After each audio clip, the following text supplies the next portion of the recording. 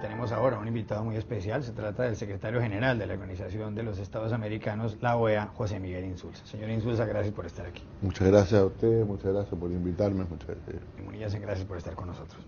Señor Insulza, viaja usted como invitado este viernes y este sábado a la cumbre iberoamericana que tiene lugar en Panamá. Desde 1991 se están llevando a cabo estas cumbres. Se cumple además cuando se conmemoran o se celebran los 500 años del descubrimiento del Océano Pacífico por Vasco Núñez de Balboa. En esta cumbre, entre otras cosas, se va a aprobar el informe Lagos, informe que le pidieron al expresidente de su país, a Ricardo Lagos, en donde él va a concluir que las cumbres deberían realizarse cada 2 años y no cada año, o por lo menos estas cumbres. La primera pregunta es, ¿estas cumbres sirven para algo o se trata de que unos jefes de Estado van a pasear y a conversar? Mire, yo creo que van a conversar y eso yo creo que es bastante útil. Yo pienso que es curioso que haya una cantidad de organizaciones, la mía entre otras, que es una organización hemisférica, haya otras que se juntan de manera parcial, etcétera, pero el único lugar donde en realidad, más allá, aunque además están los países ibéricos, es decir, España y Portugal, donde confluyen todos los presidentes de América Latina, solos por así decirlo, junto con esta compañía muy grata, por cierto, es un muy buen lugar para conversar de cosas que en otras partes no se conversan, tal vez por un cierto voluntad de, porque el clima es bueno, porque el ánimo es bueno, porque no hay muchas agresiones, salvo que han habido algunas anécdotas divertidas que yo me he tocado presenciar, Chile, como el "¿por qué no te callas?", por ejemplo. del rey al ya fallecido presidente. Pero en general son maneras de climas buenos para conversar de manera muy suelta. Eso quiero decir que me parece, por lo tanto, que han cumplido una función que es importante. Ahora, por cierto que hay limitaciones. Yo organicé, por ejemplo, la cumbre iberoamericana de 1996. Ahí concurrió Fidel Castro e insistió en quedarse hasta firmar la declaración final, que es una declaración sobre la democracia que deja chica la Carta Democrática Interamericana. Es una declaración espectacular sobre la democracia con pluralismo, partidos políticos, elecciones libres, etcétera, etcétera. Queda como un testimonio, por lo menos, de un cierto consenso del resto que llevó al entonces presidente de Cuba a suscribir ese texto. O sea, tienen una cierta utilidad, una utilidad, si bien yo creo, francamente, que últimamente se ha exagerado las cumbres, ¿no? Usted es secretario general de la OEA desde el año 2005 y fue reelegido, y su periodo terminará en el año 2015. Se ha recorrido la región de arriba abajo, de pe a pa. ¿Qué le preocupa de América Latina? Porque por una parte seguimos siendo una de las regiones donde hay mayores desigualdades, donde hay mayor inequidad, y da la impresión de que los gobiernos, a pesar de que anuncian ciertos avances, se han quedado cortos en esta lucha. Y por otra parte, usted acaba de decir en Ciudad de México, en un foro de la democracia hace muy pocos días, que a pesar de que hay progresos económicamente para los ciudadanos, para la gente en América Latina, la gente está muy decepcionada con la democracia.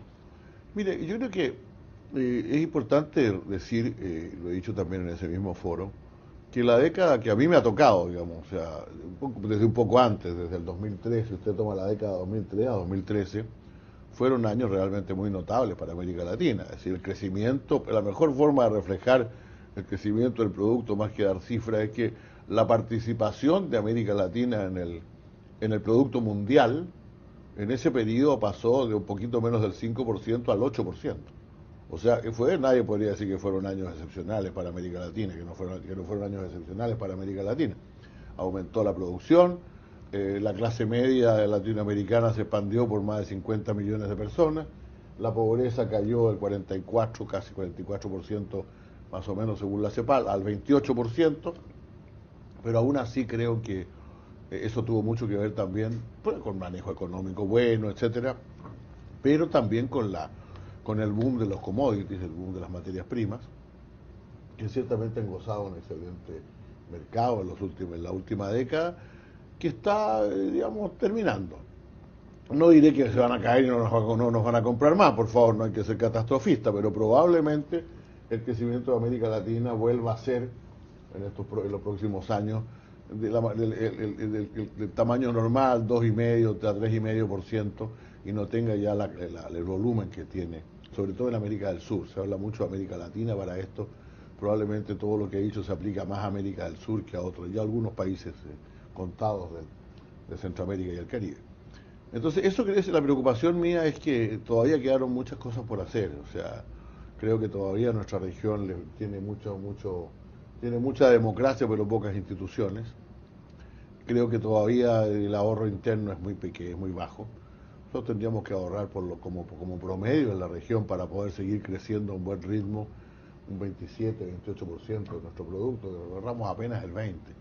Señor Insulza, los detractores de la OEA dicen que esta organización ha perdido relevancia y vigencia y se ha ido debilitando. Otros dicen que es el Departamento de Colonias de Estados Unidos. ¿Usted cómo le hace frente a estas críticas? Bueno, a lo primero le diría que probablemente era muy relevante cuando decidí invadir la República Dominicana o validar el golpe de Estado en Guatemala. Yo sé que hay gente que echa mucho de menos eso, echa mucho de menos los años de Punta del Este, cuando se expulsaba a Cuba, cuando se suspendía a Cuba. Eso sí se terminó. Lo que nosotros ponemos énfasis es que debe ser una organización en que todos tengan cabida. Y ojalá tuvieran los únicos que faltan, que son Cuba. Ojalá tuviéramos todos aquí y se dialogara todo lo posible, porque yo creo que eso favorece la democracia, que nunca va a ser perfecta, siempre es un proceso, y los procesos tienen avances y retrocesos, ¿no? Ahora, dicho eso, yo creo que la verdad es que todo el mundo se preocupa mucho de la OEA por algún motivo. Todo el mundo dice que es tan irrelevante la OEA, pero nos falta nunca un señor que decida dedicar sus más duros epítetos a la OEA en su columna de los diarios, lo cual demuestra que algo le significa a la OEA. ¿Qué es lo que es la OEA? La OEA es una organización multinacional, no supranacional, es multilateral, por lo tanto son los países miembros los que deciden qué es lo que la OEA debe ser. Y yo creo que en ese sentido nosotros hemos cumplido nuestra función bastante mejor que otras OEAs anteriores, sobre todo porque el mundo ha cambiado, porque hoy día ya las hegemonías no son lo que eran antes, pero aún así tratamos de buscar acuerdos para seguir cumpliendo las tareas fundamentales que tenemos. La OEA será lo que los países miembros quieren que sea, era la frase de Alberto Lleras, primer secretario general de la organización, que es básicamente lo que usted ha vuelto a notar aquí. Señor Insulza, usted le ha prestado mucha atención a la política antidrogas en América Latina. Ha habido una iniciativa de varios expresidentes de la región, entre ellos Ernesto Zedillo de México, César Gaviria de Colombia, que fue secretario general de la OEA, y Fernando Enrique Cardoso del Brasil, en donde se habla de descriminalizar ciertas drogas. Al parecer se va a convocar en la próxima Asamblea General de la OEA, se va a convocar una asamblea extraordinaria para fijar las pautas de la OEA con respecto a esta política. ¿Qué cree usted que va a pasar ahí? ¿Qué pronunciamiento más de fondo va a darse en esa asamblea extraordinaria? Yo creo que aquí hay 3 procesos que son paralelos y que de alguna manera se ponen en marcha en el debate de drogas. El debate, como usted dice, está ahí y crece y aumenta, y uno no pasa un día que no lo inviten a hablar una vez más sobre el informe de drogas. Informe en el cual nosotros no hacemos ninguna propuesta concreta, salvo las que van en el volumen sobre escenarios, distintos escenarios, pero esos son opciones que los países tienen. Un tema es el tema darle a las drogas un enfoque que no privilegie solamente lo represivo, sino que también lo sanitario, lo que tiene relación con las drogas como un problema de enfermedad social. Es decir, tratar al drogadicto como un enfermo y no como un criminal. Lo cual supone un esfuerzo enorme. O sea, cuando dice, bueno, ¿y a partir de eso qué? Bueno, a partir de eso, fíjese usted que no tengo las cifras de Estados Unidos, pero tengo las de América Latina en esto. En América Latina el país que tiene más cobertura para las personas con adicción de droga es Chile, que tiene un 33%. Por lo tanto, significaría para ese país triplicar su capacidad de atención a drogadictos y además hacerse cargo de la población en riesgo, de los que no son adictos todavía, pero están a punto de serlo. Hay otros países que ni siquiera tienen servicio de tratamiento de los drogadictos y los mandan a la cárcel. Lo meten por consumo de drogas. Hay mucha gente que está presa todavía en este hemisferio, en que ya hay demasiada gente en la cárcel. En segundo lugar, significa algo muy conexo, que es precisamente la forma de tratar a la delincuencia, a los transgresores, por así decirlo, dentro de la batalla de las drogas, y que yo he dicho muy claramente, nuestra postura es que un enfermo usted lo interna, tal vez, sí. Usted lo interna, pero no lo mete a la cárcel. Ahora, el tercer tema es el tema de la marihuana. Y en ese tema, digo, nosotros no tenemos una postura clara. Creo que hay una cantidad de países en los cuales se está discutiendo muy a fondo este tema, Pero yo creo que eso está bien radicado, fíjese usted, está más radicado en Estados Unidos por ahora que en América Latina. En América Latina, a pesar de que Uruguay está haciendo una experiencia interesante, a pesar de que puede pasar algo en Ciudad de México también, en el Distrito Federal, y en otros países se comienza a trabajar el tema, creo que para eso falta mucho y probablemente aquí ocurran más novedades, aquí digo, pues estamos en Estados Unidos, ¿no? Aquí ocurran más novedades respecto del tema de la marihuana que en América Latina en los próximos años. Si efectivamente, como se dice por ahí, hay un referéndum, por ejemplo, en California, Sí.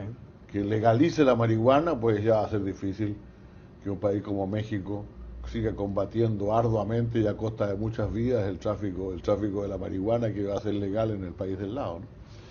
Y el último tema que yo diría que sí hay una cierta énfasis recientemente en los países sobre todo más dañados, que son los de Centroamérica, a tratar de reducir la violencia como tema fundamental. No están dispuestos ya a mantener los niveles de violencia que hasta ahora les han causado tanto daño. ¿No será que en América Latina nos habríamos ahorrado muchos procesos judiciales, muchas personas que quizá entraron a la cárcel injustamente, muchos drogadictos arrestados? Si Ernesto Zedillo, César Gaviria, Fernando Enrique Cardoso hubieran dicho esto cuando eran presidentes y que más bien les dio como un impulso de gran coraje y dieron un giro de 180 grados cuando salieron del poder, ¿no será que quizá por temor a Estados Unidos o qué sé yo, a qué tipo de críticas de pronto dieron una voltereta? Es difícil hacer unos cambios en una política que en ese momento parecía como tan consensuada, tan fuerte, etcétera, tan casi vinculada con lo valórico, ¿no? Ahora, los expresidentes tienen una cierta particularidad. Yo siempre recuerdo cuando fue el asesinato del presidente Sadat en Egipto, que el presidente de Estados Unidos envió 3 expresidentes. El presidente de Estados Unidos en ese momento, si no me equivoco, era 81, tal vez. Si no me equivoco, era Reagan, y puede haber enviado entonces a Nixon, a Carter y a Ford, o algo así fue, ¿no? O era Bush, no sé, pero mandó 3 expresidentes, ¿no? Y al retornar de Egipto, los 3 expresidentes hicieron en el avión, hicieron una declaración pidiendo el reconocimiento del Estado palestino. Y cuando le preguntaron esto a Yasser Arafat, dijo que le parecía que lo valoraba mucho y que él tenía apoyando la creación de un Estado palestino una cantidad de expresidentes y los cambiaría a todos por un presidente en ejercicio. Así que eso pasa muchas veces. Pero yo valoro mucho lo que han hecho los presidentes Cardoso, no solamente Cardoso, Zedillo, Gaviria, sino que también se ha adherido a esta iniciativa el expresidente Lagos, también ha participado el expresidente Fox, también ha habido personalidades norteamericanas como George Shultz, por ejemplo, que fue un importante secretario de Estado. Por lo tanto, hay un número, yo diría, bastante relevante de gente que hoy día se plantea no un enfoque liberacionista y abolicionista, sino que un enfoque mixto que balancee estos dos temas, ¿no? Porque, como digo, nosotros lo que verificamos en nuestro estudio es que es completamente distinto a lo que pasa en algunos países que tienen un alto consumo, pero muy baja violencia, con países en que hay una enorme violencia y muy poco consumo. Si en Centroamérica no se consume más del 3% de las drogas que se consumen en América Latina. Y sin embargo el tema del tráfico de la droga, el paso de la droga por Centroamérica, tiene destrozadas esas sociedades. Señor Insulza, en el mes de septiembre el Congreso de Estados Unidos aprobó una ley presentada de manera bipartidista por el senador Marco Rubio, republicano, y el senador Bob Menéndez, demócrata, que busca reformar la OEA en 2 aspectos. En primer lugar, con respecto a las contribuciones anuales por parte de Estados Unidos, y por otro lado, pretende crear un mecanismo de accountability o rendición de cuentas de la OEA frente a Estados Unidos. ¿A usted le preocupa esta iniciativa? No, por el contrario, me gusta mucho. Yo el año pasado, el año 2011, a fines del 2011, yo presenté un documento ante los países miembros abogando por una redefinición de los objetivos de la OEA y lo reiteré a fines del 2012 con un nuevo documento que yo diría que de alguna manera ya obligó a abrir una discusión y que en ese momento mismo, en ese documento ya se hablaba del tema de las cuotas precisamente. Ahora, la razón del documento mío es que yo creo que la OEA, y creo que está detrás de la iniciativa legal de que usted habla, es que la OEA a lo largo de los años ha ido, y la OEA tiene algunas misiones claras que son los temas de democracia, solución de controversias, solución de conflictos entre Estados, desarrollo en algunas áreas que son importantes, complementarias con el Banco Interamericano del Desarrollo, y temas de seguridad que son hoy día los temas de seguridad pública. Pero al mismo tiempo hace otra cantidad de cosas porque se le han ido agregando cosas, o hay cosas que han ido quedando obsoletas y nunca han salido de la organización. Entonces lo que se dice es lo que la tesis fundamental a mí aquí es que hay que hacer lo que la OEA está llamada a hacer y no seguir haciendo más cosas que pueden ser entregadas a otros organismos y a otras partes. Y eso le permitiría contar más recursos para temas de derechos humanos, para temas de observación electoral, para los temas de drogas de los cuales hablábamos, etcétera. Ahora bien, al mismo tiempo, decía yo en mi segundo documento que ya los tiempos ya habían cambiado respecto a la posibilidad de que un país pagara el 60% de las contribuciones a la organización de Estado, a cualquier organismo.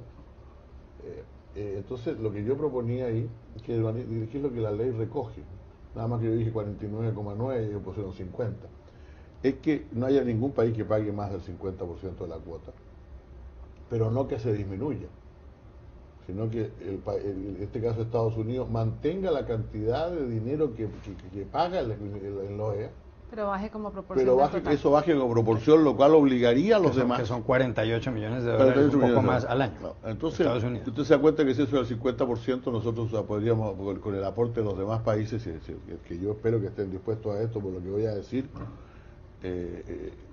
llegaríamos a 96 millones de dólares, que sería más que suficiente para que la OEA pudiera realizar bien su actividad. Ahora, ¿a qué se destinaría, en mi concepto, esos recursos? Bueno, durante las últimas asambleas en materia de derechos humanos que hubo en la OEA el año pasado, muchos países protestaron por el hecho de que la Comisión de Derechos Humanos y el sistema de derechos humanos, solamente poco más del 50%, de la mitad de eso se financiara con recursos digamos, del presupuesto, y el resto había que pedirle plata a otros países. Entonces los que protestaban decían que esto no era justo, porque esos países podían de alguna manera imponer una agenda. Ahora, en materia de observación electoral, curiosamente, que es el otro tema al cual hablaba hace un rato, hay una norma antigua que dice que hay que conseguir recursos extras para las observaciones electorales. Entonces, con estos fondos nosotros podríamos financiar adecuadamente el sistema de derechos humanos y el área política democrática en la organización. Y yo creo que ese es un gran logro. Ahora, yo espero, pero hasta ahí yo digo mis comentarios, pero yo no me puedo entender con la ley del Congreso norteamericano, tengo que entenderme con el gobierno de los Estados Unidos, y espero sinceramente que el gobierno de Estados Unidos contribuya en los próximos meses a esta reforma que se está proponiendo. Hace 3 o 4 años parecía que el ambiente entre algunos presidentes de la región y la OEA era de mucha más bronca, era mucho más duro.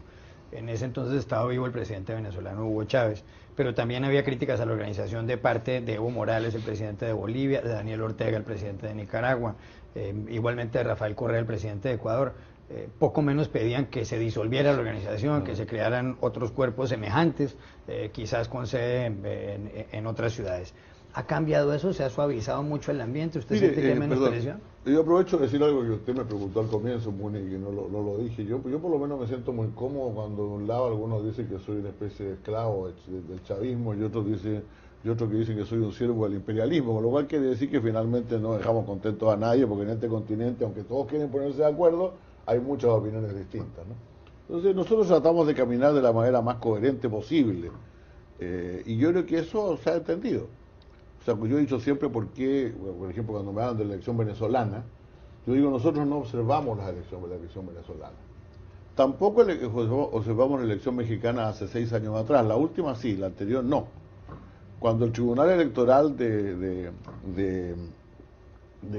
México declaró que había sido elegido Felipe Calderón presidente, yo dije, nosotros respetamos la decisión del Tribunal Electoral de México. Bueno, cuando el de Venezuela dice que ha sido elegido el señor Maduro, yo no tengo ningún motivo, porque no hicimos observación electoral, para decir lo contrario, a menos que el Consejo Permanente se reúna y lo diga. Eso fue coherente. Cuando el presidente Lugo fue destituido por el Congreso, algunos países pretendían que nosotros dijéramos que esto había sido un golpe de Estado y condenáramos al Congreso. Le voy a decir algo, a mí no me gustó mucho la resolución con que lo destituyeron. Si usted me pregunta a mí, ciudadano común y corriente, pero eso fue el Congreso de Paraguay, eso no lo inventé yo. Pero para que se entienda bien esto, cuando el Congreso de Ecuador, el año 2005, por una mayoría mucho más exigua y una situación bastante más especial. Destituyó al presidente Lucio Gutiérrez. Gutiérrez, la OEA no dijo nada, que no estaba todavía, ¿no? Pero la OEA no dijo nada. ¿Por qué razón vamos a decir algo, caso de no decir nada con Lucio Gutiérrez, vamos a decir algo con Fernando Lugo? Lo único que se pide aquí es consistencia. Y la consistencia nunca deja contentos a unos y otros, porque los que estaban contentos con el derrocamiento, con la destitución de Gutiérrez no les gustaba la destitución de Lugo, y los que estaban contentos con la destitución de Lugo a lo mejor no les gustaba la destitución de Lucio Gutiérrez. Nosotros operamos igual, con el mismo criterio en ambos casos.